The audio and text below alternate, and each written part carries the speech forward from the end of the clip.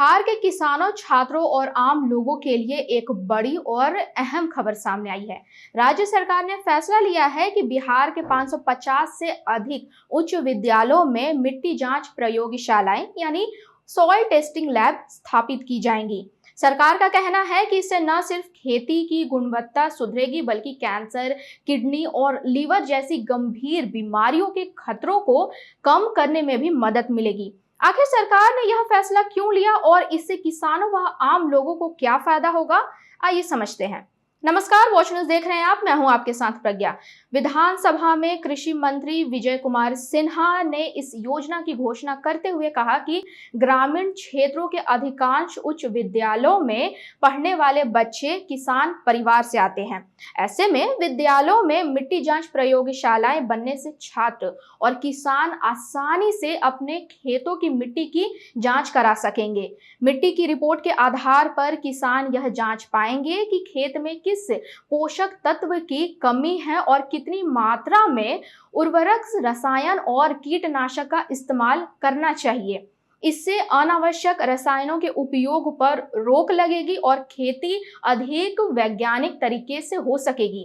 कृषि मंत्री ने कहा कि सरकार किसानों को अपनी 1/3 जमीन पर प्राकृतिक और जैविक खेती करने के लिए भी प्रोत्साहित कर रही है।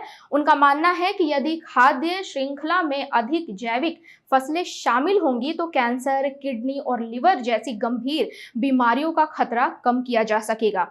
यह मुद्दा विधानसभा में राजद विधायक कुमार सर्वजीत ने उठाया था। उन्होंने दक्षिण बिहार केंद्रीय विश्वविद्यालय के एक शोध का हवाला देते हुए कहा कि पटना और आसपास के इलाकों में प्रदूषित नालों के पानी से उगाई जा रही सब्जियां में सीसा यानी लेड और कैडमियम जैसी जहरीली धातुएं निर्धारित सीमा से अधिक पाई गई हैं।